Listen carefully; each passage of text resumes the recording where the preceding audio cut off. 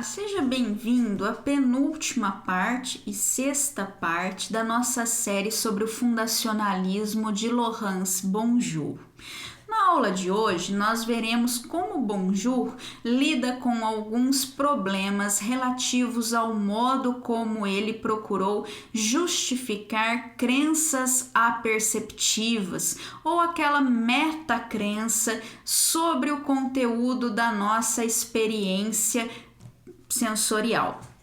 Então, nós vimos que Bonjour constrói a própria experiência ocorrente, a própria percepção ocorrente, como uma percepção incorporada de um certo conteúdo, e essa percepção é fundacional no sentido em que ela justifica uma crença aperceptiva em que nós explicitamos, formulamos proposicionalmente, conceitualmente, o que ocorre na percepção sensorial de uma maneira justamente incorporada, para usar a terminologia dele.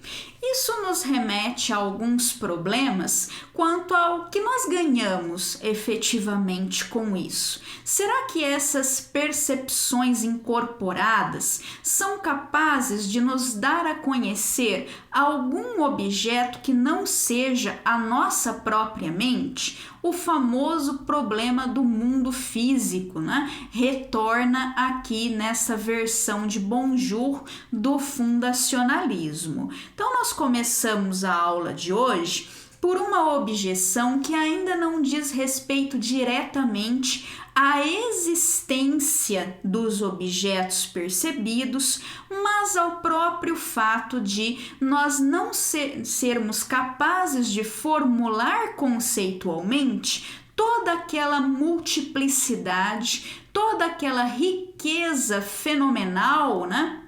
Fenomenológica contida na nossa percepção incorporada. Então, nas palavras aqui, parafraseando, na verdade, o Bonjour, né? Ele diz que o conteúdo da experiência perceptiva é de caráter não conceitual, não proposicional, como temos insistido. Essa percepção não é proposicional, não é uma consciência proposicional de que a experiência esteja submetida a universais ou categorias gerais. Então, nós temos que a percepção é sempre a percepção de um indivíduo. A percepção é necessariamente restrita a uma região do espaço e do tempo em que um objeto é individuado, digamos assim. Ele é dado de uma maneira concreta, um objeto, né? Ao passo que os nossos conceitos, aquilo que nós usamos para formular as nossas proposições, para fazermos juízos, são sempre representações gerais. Ou seja, uma coisa é você ver uma caneca, outra coisa é você ter o conceito de caneca, que é necessariamente uma representação geral capaz de ser aplicada a uma multiplicidade indefinida de instâncias particulares. Quer dizer, a caneca, como conceito, é uma marca comum a uma multiplicidade possível de objetos, de indivíduos, ao passo que a percepção é sempre a representação de um indivíduo, tá? Então, aqui nós já temos uma diferença fundamental entre a nossa percepção incorporada e aquilo que aparece na própria crença perceptiva formulado conceitualmente. Isso significaria, de acordo com a crítica analisada agora, que essa percepção incorporada não poderia justificar uma crença formulada em termos conceituais e proposicionais, ou seja, de que isto é uma caneca. Afinal, a caneca é um conceito e a minha percepção não percebe conceitos. Sensorialmente, eu apenas capto indivíduos. Então, eu não posso, através da percepção, ter essa prova de que o objeto se enquadra, pode ser subsumido numa certa categoria, né? Num certo conceito. a relação entre essa percepção e essa crença. Por isso, de acordo com o Donald Davidson, por exemplo, né, seria meramente causal e nunca uma relação de justificação. Ou seja, eu poderia ter a crença aperceptiva porque eu tive uma percepção. Isso é verdade. A percepção desengatilhou em mim essa crença aperceptiva de que isto é uma caneca. Mas eu não poderia, segundo Davidson, provar que isto é uma caneca fazendo uso, recorrendo à minha percepção sensorial, uma vez que a percepção sensorial não é conceitualmente informada, não envolve conceitos, tá? Por isso, qualquer representação conceitual seria estritamente diferente, pertenceria a um nível diferente daquilo que nós podemos perceber sensorialmente. A reação de Bonjour a essa crítica consiste primeiramente em notar que, ao menos parte da questão, é que o conteúdo da experiência visual é muito rico para ser adequadamente capturado por um conceito ou proposição. Ou seja, existe sempre um número indefinido de aspectos que nós podemos captar em uma percepção visual, né? Pense, por exemplo, na riqueza de detalhes, na riqueza de tonalidades que você pode observar em qualquer tipo de cenário, né? Quantos ângulos diferentes você poderia usar para observar um mesmo objeto num determinado cenário, quantas facetas possíveis, né, esse objeto não possui, e a riqueza toda dessa experiência, então toda essa multiplicidade, na medida que se torna objeto de uma narrativa, portanto de proposições, acaba sendo recortada, digamos, né? Então você acaba praticando um ato de seleção, um ato de supressão, toda vez que você descreve conceitualmente um determinado objeto, um determinado cenário. Você nunca consegue abranger tudo aquilo que de fato é percebido. Você escolhe um ponto de vista e você destaca as qualidades que para você são mais relevantes, mesmo que você não tenha feito uma escolha consciente de um critério para fazer esse recorte. Por exemplo, eu posso falar que esta caneca que está nas minhas mãos é simplesmente uma caneca, ou eu posso descrever o material se eu achar isso relevante, eu posso falar ou não das cores, eu poderia ser muito minuciosa falando de cada detalhe da caneca, do fato dela ter agora algumas gotículas provocadas pela umidade do ambiente, né? Tá chovendo muito aqui em Londrina hoje, ou eu posso simplesmente na minha descrição desconsiderar cada um desses aspectos e dizer simplesmente isto é uma caneca, sem maiores detalhes. Quanto mais eu queira te dar detalhes, quanto mais eu tente descrever isso com uma riqueza de detalhes, eu nunca vou conseguir descrever, na verdade, tudo aquilo que aparece em uma percepção ou em todas as percepções possíveis deste objeto, né? Então, a ideia aqui é que o nível sensorial ele está sempre além da nossa capacidade de descrição conceitual categorial. A descrição conceitual sendo sempre um recorte a partir daquilo que consideramos relevante relatar a respeito do objeto. Tanto é que, Quando você escreve uma obra literária, por exemplo, né, você tem uma boa obra justamente se você consegue, no plano conceitual, dar uma descrição rica o suficiente para que a pessoa consiga recuperar na sua imaginação pelo menos um pouco daquilo que ela perceberia se ela estivesse presente à cena. Você tem sempre uma obra literária muito pobre se o autor usa categorias muito gerais para fazer uma descrição. Por exemplo, se ele diz simplesmente que um pássaro estava sobre uma árvore, no galho de uma árvore, né?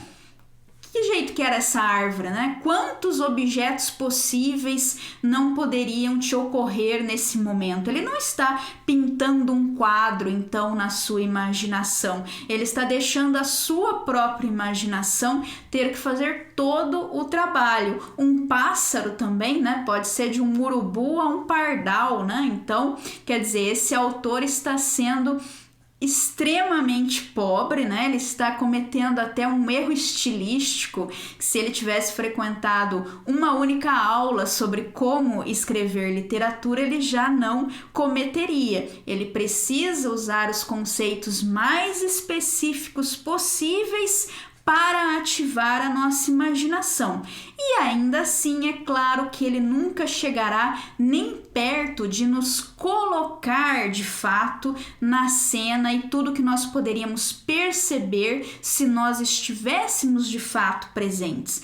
Por isso que o leitor também tem aqui o seu papel, né? A sua imaginação, sim, é que vai preencher, terá sempre o que preencher. Por melhor que seja o autor que você está lendo, por mais que ele seja capaz de estimular a sua imaginação, a leitura é importante justamente porque ainda haverá sempre o que ser feito pela sua imaginação também. Tem gente que diz, por que ler um livro é necessariamente melhor do que ver um filme, né? Justamente porque o exercício da sua mente é muito maior. A partir do momento que o livro necessariamente será apenas conceitual, apenas proposicional, por melhor que seja o autor, por mais que ele seja bom em descrever a cena de uma maneira concreta, né? Ainda assim a sua imaginação é que terá que incorporar isso propriamente em imagens, né? E te dar a riqueza de detalhes que palavras jamais conseguiriam capturar e transmitir.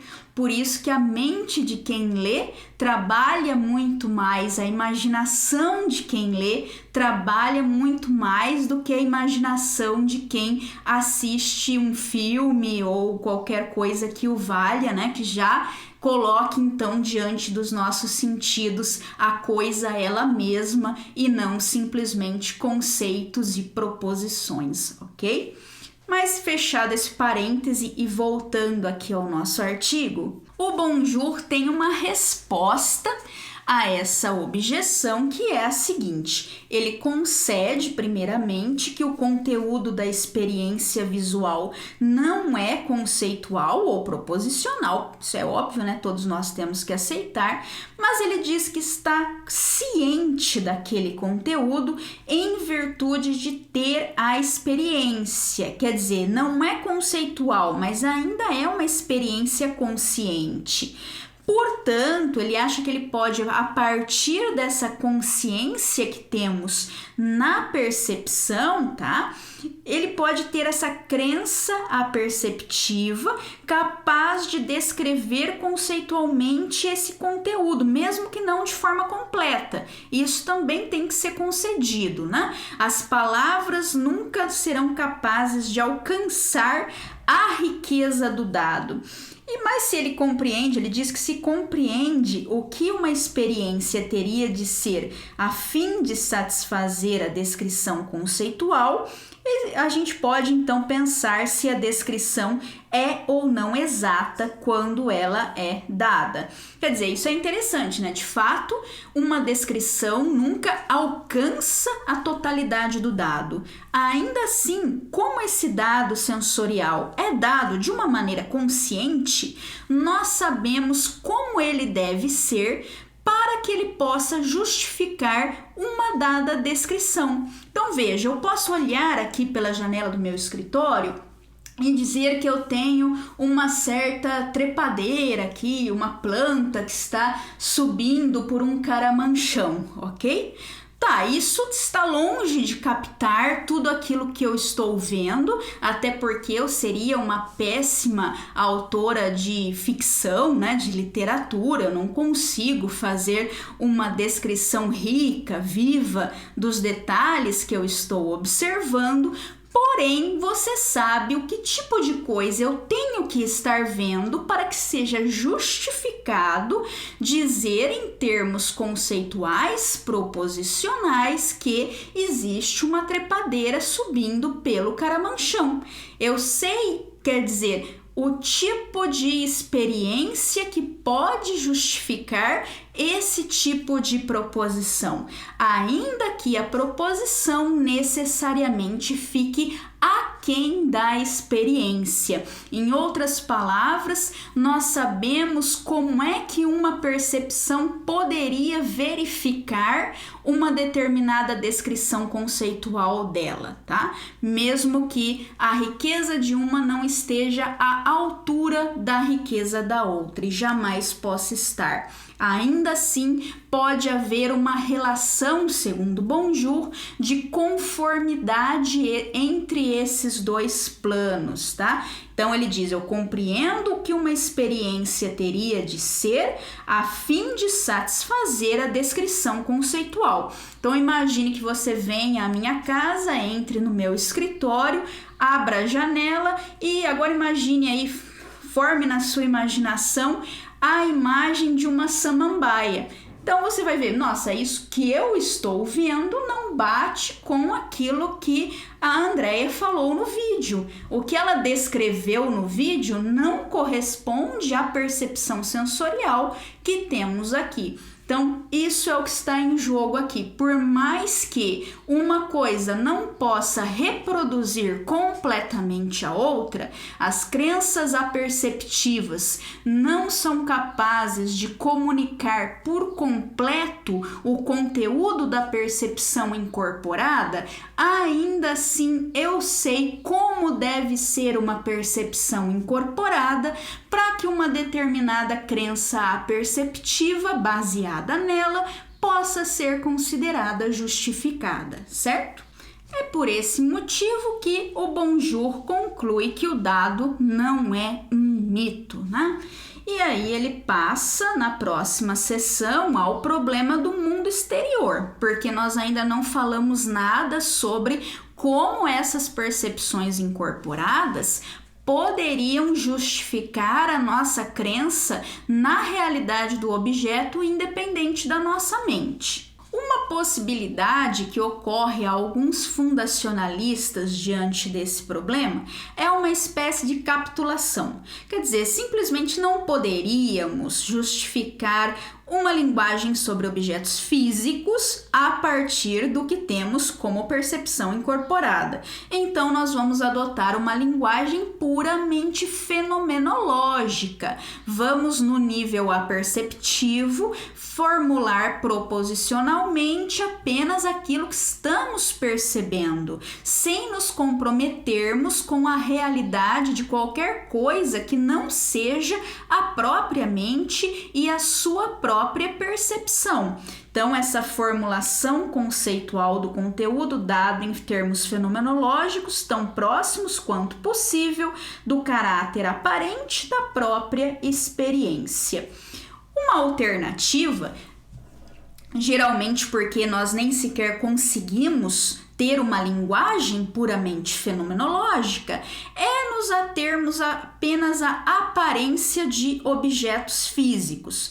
Nesse sentido, nós diríamos que apreendemos conceitualmente objetos físicos e situações que, em função daquela experiência, estaríamos inclinados a pensar que estamos percebendo em condições normais. Quer dizer, você fala como uma hipótese, né? É este objeto que parece estar sendo percebido, mas você não teria o direito de fato, garantir, pelo fato de ter tido uma percepção incorporada, que aquele objeto físico está mesmo presente. No máximo, como você não consegue ter uma linguagem puramente fenomenológica, você diz, em situações normais, diante de uma percepção incorporada como esta, nós acreditamos em tal e tal objeto físico estando presente. Estão mesmo?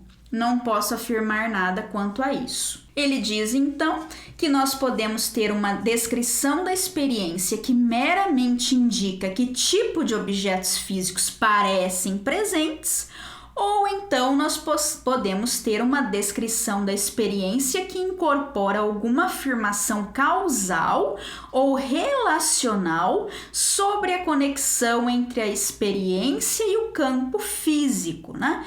E aí o problema com isso, que é o que nós gostaríamos, né? Nós gostaríamos de poder afirmar, porque parece que essa é a nossa propensão natural, como já dizia Descartes na Sexta das Meditações, a nossa propensão natural diante de certas percepções é pensar que elas são causadas por objetos físicos correspondentes a elas, né? Então, nós queríamos dar esse passo para uma descrição que afirma algum tipo de relação causal.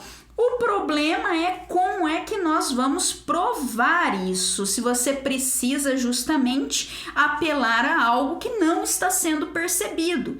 O que você tem é estritamente uma percepção e não, como eu falei há pouco, a presença do objeto como tal na sua mente. Isso seria impossível, né? As percepções são estados mentais. Objetos físicos não são estados e nem conteúdos mentais, por definição. Então, como eu sei que existe algo lá fora da minha percepção que está causando a minha percepção?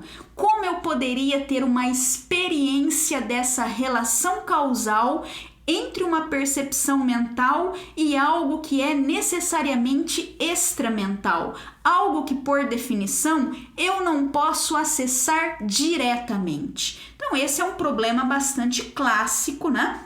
Um problema que acompanha praticamente toda a teoria do conhecimento moderna, e o Bonjour pretende lidar com ele aqui porque ele quer assumir esse compromisso com o fundacionalismo. Com isso, eu finalizo então a aula de hoje mostrando a questão que dará abertura à nossa última aula no próximo vídeo. Nós encerraremos esse curso, encerraremos a nossa série sobre o Laurence Bonjour a partir do seu tratamento desta que ele considera ser a questão última da área. A questão mais importante, então, é justamente como pode o fato de minha experiência poder ser corretamente descrita como a aparência de certo objeto físico contribuir para a justificação da afirmação que tal objeto está de fato presente. É isso que a gente sempre quer para responder o cético do tipo cartesiano, né? Remetendo àquelas formas de ceticismo que nós estudamos na série sobre o texto Ceticismo, do Michael Williams, né? O ceticismo cartesiano, então, é o que está em jogo aqui, é o que nós queremos refutar se nós acreditamos que percepções incorporadas no sentido de Bonjour são crenças básicas fundacionais que podem justificar justificar crenças aperceptivas que não apenas relatam o conteúdo fenomenológico das percepções incorporadas, mas de fato é capaz de relatar a presença real de objetos físicos. Seria isso possível? Essas crenças sobre a realidade do mundo físico podem ser justificadas a partir de crenças fundacionais sensoriais? É isso que nós veremos então na última parte do nosso curso. Até lá, obrigada por terem me acompanhado até aqui.